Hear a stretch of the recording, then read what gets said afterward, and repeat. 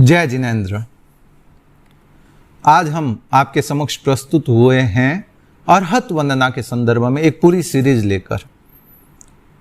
इस जो सीरीज बनने वाली है अर्हत वंदना से रिलेटेड, इसमें आप हर एक सूक्ष्म तथ्य को जानने का आपके पास अवसर मिलेगा।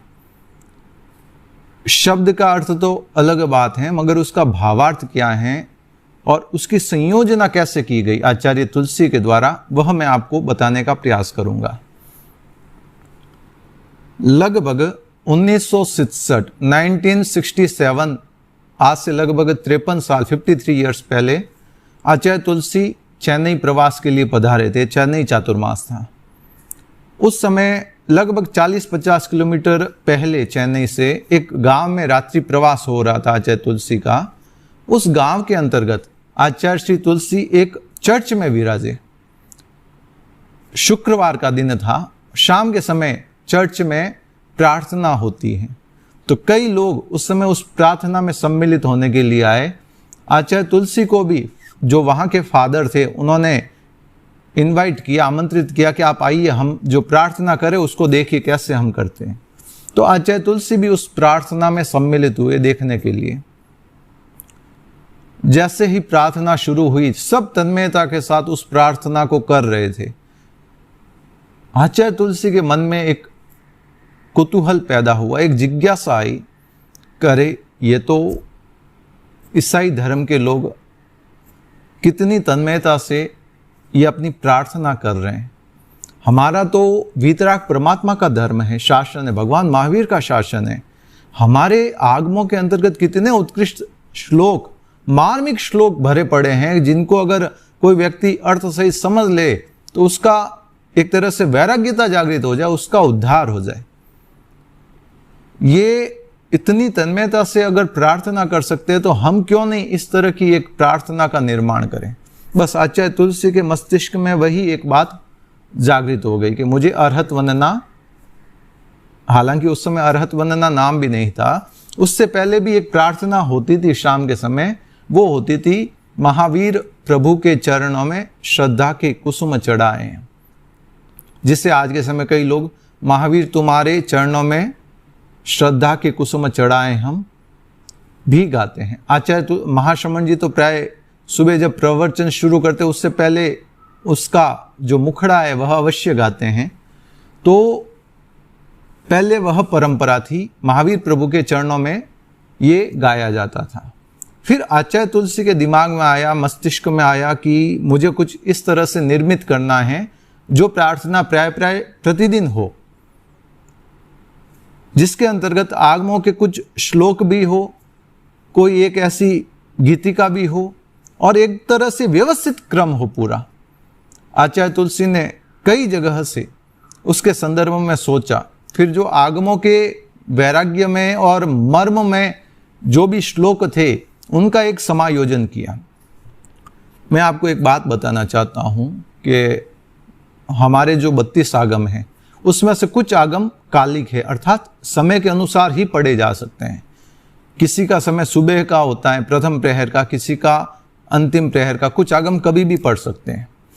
तो ऐसी परिस्थिति के अंतर्गत आचार्य तुलसी को अर्हत वंदना निर्मित करने थी कि व्यक्ति कभी लेट शेट भी कर ले, 9 बजे कर ले, 8 बजे कर ले, तो भी उसको कोई आपत्ति ना हो। कुछ आगम का स्वाध्याय जो साध्वियाँ या महिलाएं हैं, एक विशेष परिस्थिति के अंतर्गत, मासिक धर्म के अंतर्गत आगमों का स्वाध्याय नहीं कर सकती, मिनिमम 5 पद्यों से अधिक का स्वाध्याय नहीं कर सकती, तो वे भी प्रतिदिन कर सकें। तो इसके लिए आचार्य तुलसी ने क्या किया कि 5 से अधिक पद्य एक आगम के एक साथ नहीं रखकर अलग अलग पद्यों को, जैसे 3 पद्य एक आगम के ले लिए, फिर 4 पद्य दूसरे आगम के, फिर 2 पद्य किसी आगम के, फिर 3 पद्य किसी आगम के।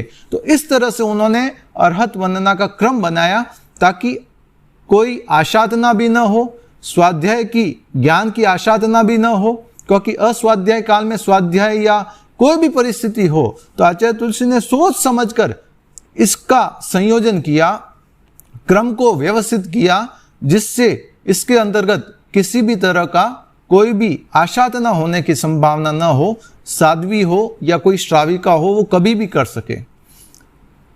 उस समय चेन्नई के अंतर्गत आचार्य तुलसी ने इसका निर्माण भी कर दिया और ये क्रम शुरुआत भी हो गई, प्रारंभ भी हो गई।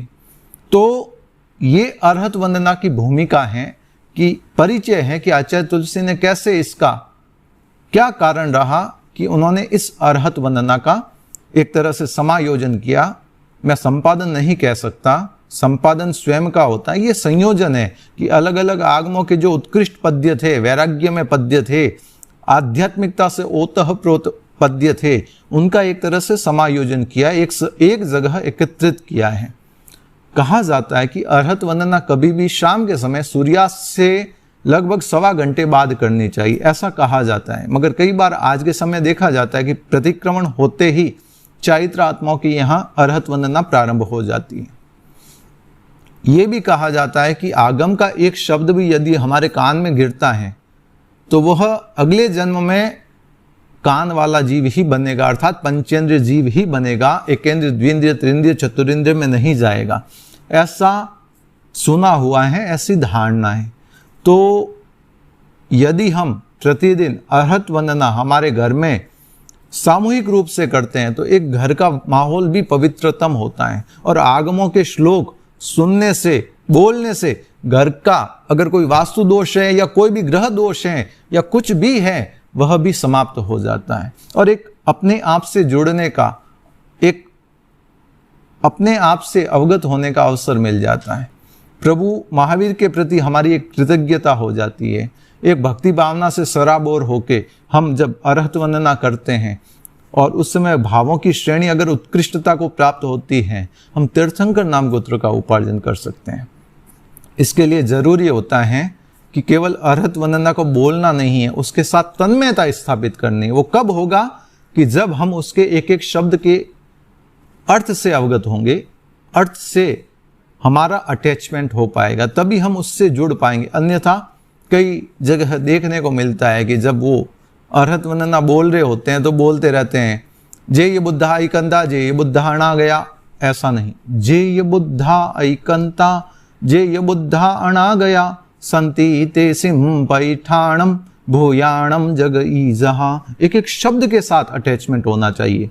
वह मैं आपका स्थापित करवाने का इस अरहत वंदना की सीरीज के अंतर्गत प्रयास करूंगा। ये तो केवल भूमिका थी।